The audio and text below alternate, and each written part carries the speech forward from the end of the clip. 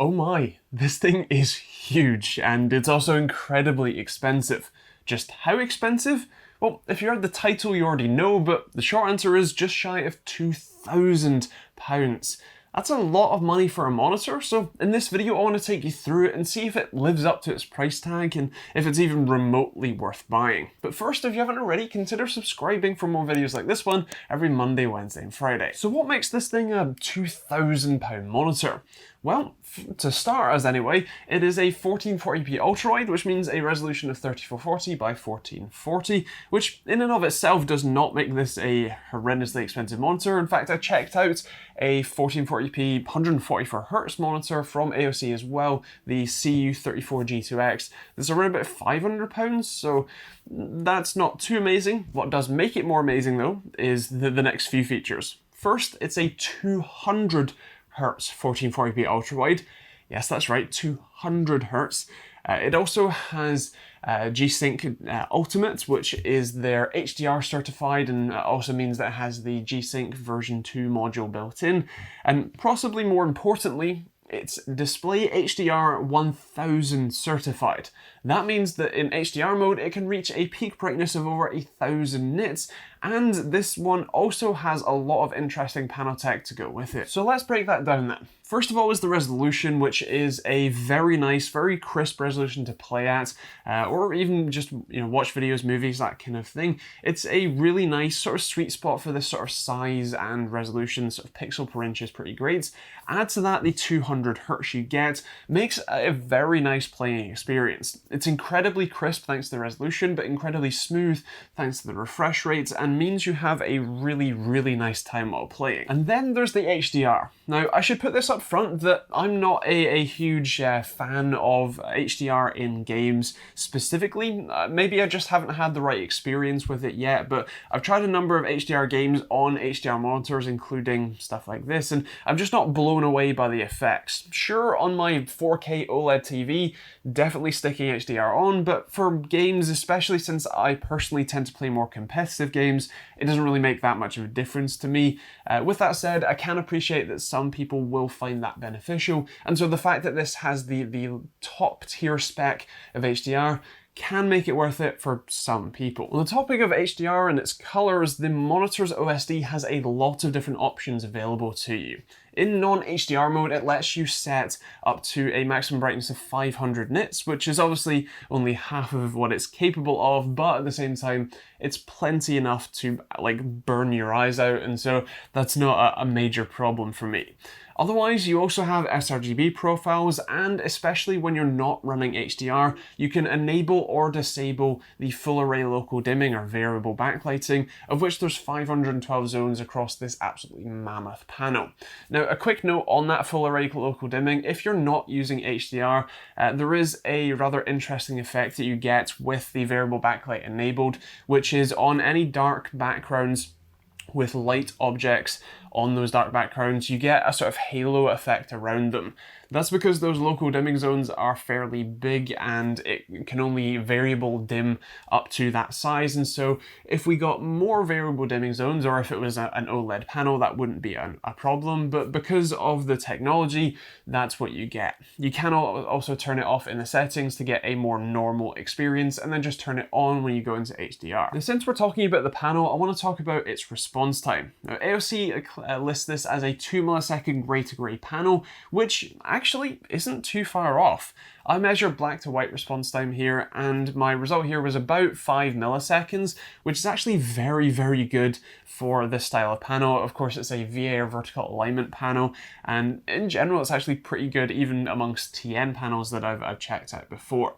Now, I should mention that it does have a little bit of overshoot. As you can see in the high speed, as it gets to full brightness, it gets to really bright and then goes one step back before the next square starts lighting up. up.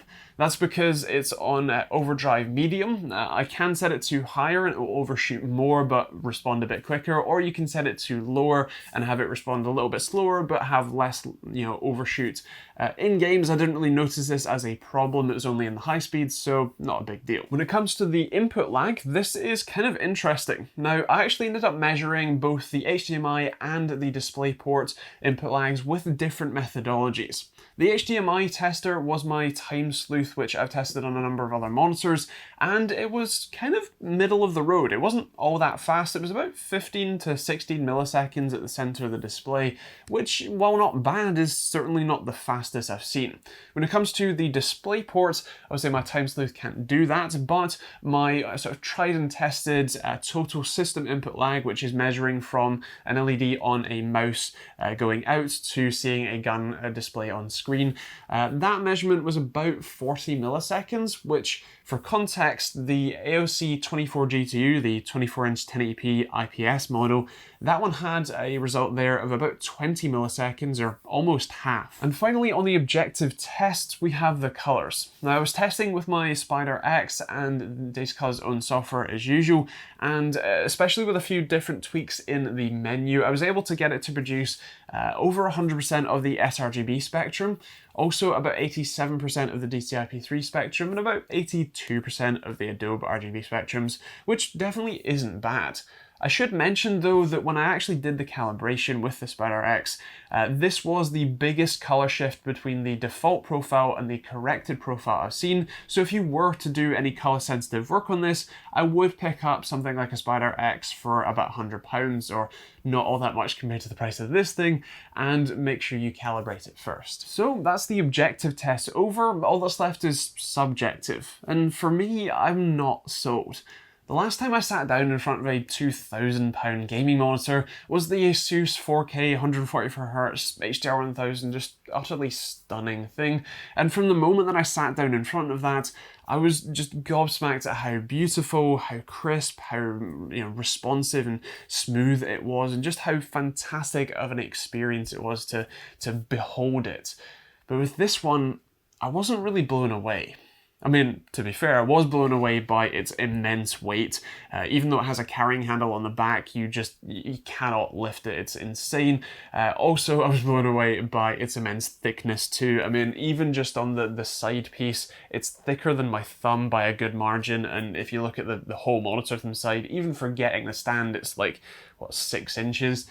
Also, I was very blown away by the fact that there's a fan inside it, which doesn't turn off, and in fact stays on long after the PC that it's connected to is turned off, and you can't, as far as I'm aware anyway, control it in any way. You can't turn it down while you're just, sat on the desktop, or turn it up while you're gaming with your headphones on.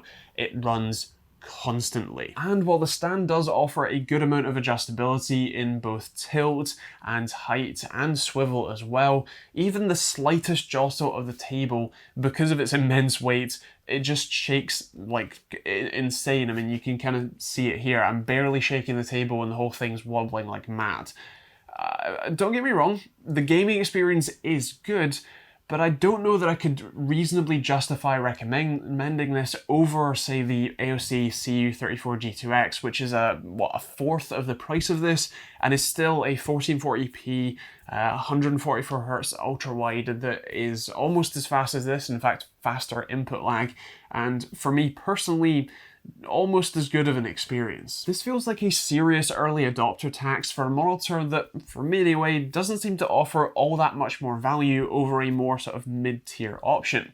But hey, maybe I'm just a plebeian and you know better. If so, let me know in the comments. And with that said, if you want to check out the AG353UCG, then you can take a look at it in the link in the description down below. That will be an Amazon affiliate link. It will take you to your local Amazon store where you can see pricing when and where you watch this, because it can and does vary.